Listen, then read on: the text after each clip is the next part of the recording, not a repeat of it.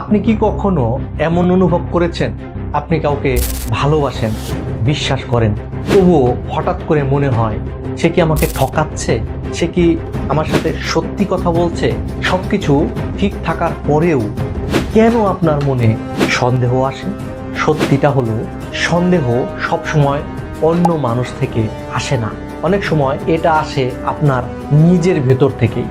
আজ আমরা জানব সন্দেহ কেন হয়, এটা মস্তিষ্কে কিভাবে কাজ করে এবং কিভাবে এটা আপনার জীবন ও সম্পর্ক নষ্ট করে। তাহলে চলুন শুরু করা যাক।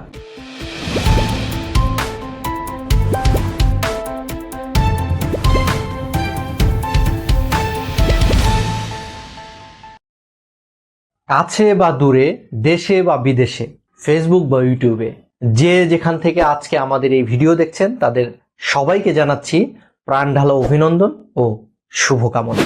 চলুন আমরা একটা সিনারিও কল্পনা করি। কারো সাথে আপনি মেসেজে কথা বলছেন, সে রিপ্লাই দিচ্ছে, আপনি রিপ্লাই দিচ্ছেন, এভাবে আপনাদের মাঝে অনেক দিন ধরেই কথা হয়। কিন্তু হঠাৎ সে একদিন আপনার মেসেজে রিপ্লাই দিতে দেরি করছে। আপনার মাথায় কি আসে? সে কি অন্য কারোর সাথে ব্যস্ত? সে কি আমাকে ইগনোর করছে? বাস্তবতাটা হচ্ছে সে হয়তো ব্যস্ত ছিল, কিন্তু আপনার মাইন্ড কি করলো? একটা স্টোরি বানালো। আচ্ছা, আমরা আরেকটা এক্সাম্পল কল্পনা করি। আপনার পার্টনারের সাথে আপনার খুব ভালো সম্পর্ক, হঠাৎ আপনার পার্টনার একটু পরিবর্তন হলো। আপনার মনে প্রশ্ন আসলো যে ও তো আমাকে আগের মতো অ্যাটেনশন দিচ্ছে না। আপনি ভাবলেন সে কি আর আগের মতো আমাকে ভালোবাসে? এখানেই সন্দেহটা শুরু হয়। সন্দেহের সায়েন্সটা কি আসলে? সন্দেহ হলে আমাদের মস্তিষ্কে কি ঘটে? আমাদের ব্রেনের একটা কাজ হলো প্রোটেক্ট করা। যখন কোনো আনসার্টেনিটি আসে, brain immediately worst case scenario ধরে নেয়। এই প্রসেসটা হয় অ্যামিগডালাতে। অ্যামিগডালা, যাকে ফেয়ার সেন্টারও বলা হয়ে থাকে। অ্যামিগডালা তখন কি করে? অ্যামিগডালা ডেঞ্জার ডিটেক্ট করে, ফেয়ারটাকে আরো ট্রিগার করে, বাড়িয়ে দেয়। প্রবলেম হলো এটা রিয়েল ডেঞ্জার নাকি আপনার মনের ইমাজিনারি ডেঞ্জার, এইটা আপনার মস্তিষ্ক আলাদা করতে পারে না, অর্থাৎ অ্যামিগডালা আলাদা করতে পারে না।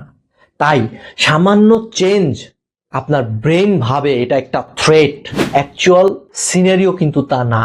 সো ডিলে রিপ্লাই হলেই ব্রেন ভাবে প্রবলেম, এবং এর সাথে ডোপামিন ও কর্টিসলও অনেকাংশে দায়ী। কেননা ডোপামিন এক্সপেকটেশনসকে বাড়িয়ে দেয় আর কর্টিসল আপনার স্ট্রেসটা বাড়ায়, যার ফলশ্রুতিতে ফলাফল আপনি উদ্বিগ্ন হয়ে যান, ওভার থিঙ্কিং শুরু করেন। এখন আমরা জানবো সন্দেহের কারণগুলো কি কি।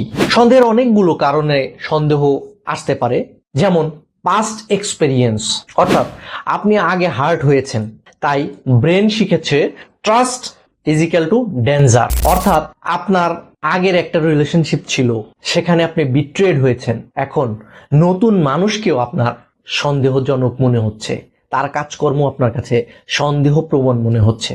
অথবা আপনি আপনার পার্টনারের কোনো একটা কাজ এর আগে আপনি সন্দেহ করেছিলেন, সেটা প্রমাণিত হয়েছে, তো দ্বিতীয়বারে কিন্তু ব্রেন আপনাকে সিগন্যাল দিচ্ছে যে এইখানে ট্রাস্ট করাটা হচ্ছে ডেঞ্জারাস। দ্যাটস ওয়াই আপনি তাকে সন্দেহই করে যাচ্ছেন। 2 নম্বর কারণ হতে পারে ওভার থিঙ্কিং। আপনি স্মল একটা ঘটনাকে অ্যাম্পলিফাই করেন, নিজের মধ্যে নিজেকে রিপ্লাই করেন, সে আমাকে ইগনোর করছে, সে হয়তো অন্য কারোর সাথে হ্যাপি আছে, সে হয়তো অন্য কারোর সাথে আছে। এটা কিন্তু একটা চেইন রিয়াকশন, এবং এর ফলশ্রুতিতে 3 নম্বর কারণ লো সেলফ ওর্থ, অর্থাৎ আপনি মনে করেন আমি যথেষ্ট না, তাই ভাবেন সে হয়তো বেটার কাউকে পেয়ে যাবে। এই যে আনসার্টিনিটি, এইটা আপনাকে আরো বেশি সন্দেহ প্রবণ করে তোলে। 4 নম্বর পয়েন্ট, কন্ট্রোল ইস্যু।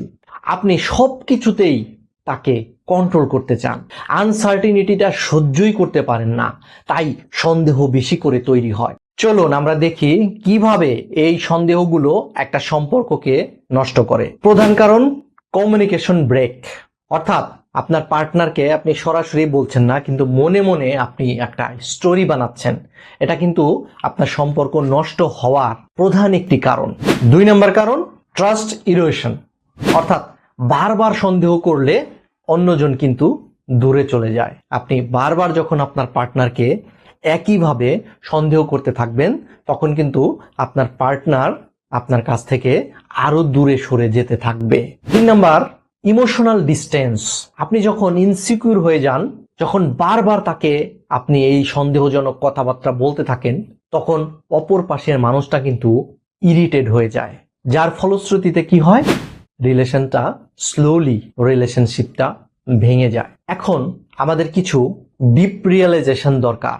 একটা কঠিন সত্য শুনুন, সন্দেহের কারণ আসলে অন্য মানুষ না, সন্দেহের কারণ আপনার নিজের ভয়। আপনি হারানোর ভয় পান, আপনি একা হয়ে যাওয়ার ভয় পান।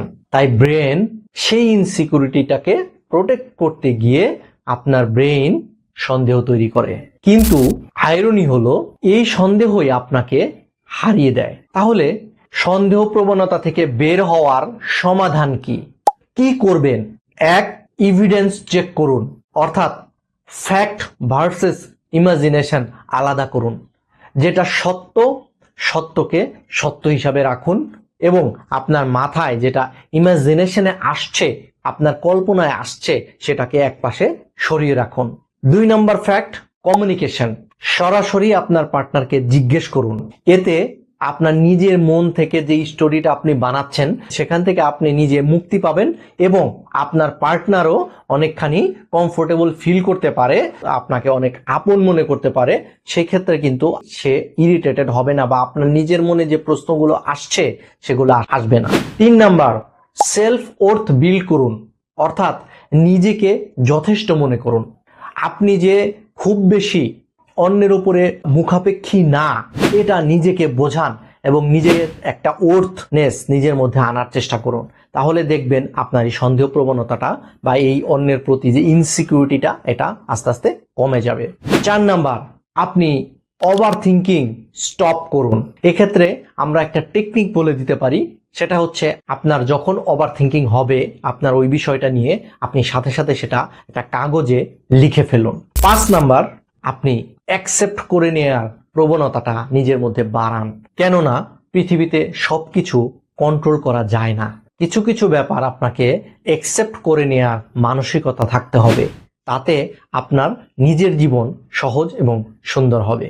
আসলে সন্দেহ থাকাটা স্বাভাবিক, কিন্তু সেটা নিয়ন্ত্রণ না করলে সেই সন্দেহ আপনাকে ধ্বংস করে দিতে পারে। মনে রাখবেন, trust without control is equal to peace. আর সন্দেহ ছাড়া কোনো সম্পর্ক টিকে না। তাই কিছু সন্দেহ থাকলেও সেটাকে নিয়ন্ত্রণে রাখতে চেষ্টা করুন। কমেন্ট করে বলুন, আপনি কি সহজে সন্দেহ করেন? এবং জীবন সমস্যার এরকম আরো অনেক ভিডিও পেতে আমাদের চ্যানেলটি সাবস্ক্রাইব করে রাখতে পারেন।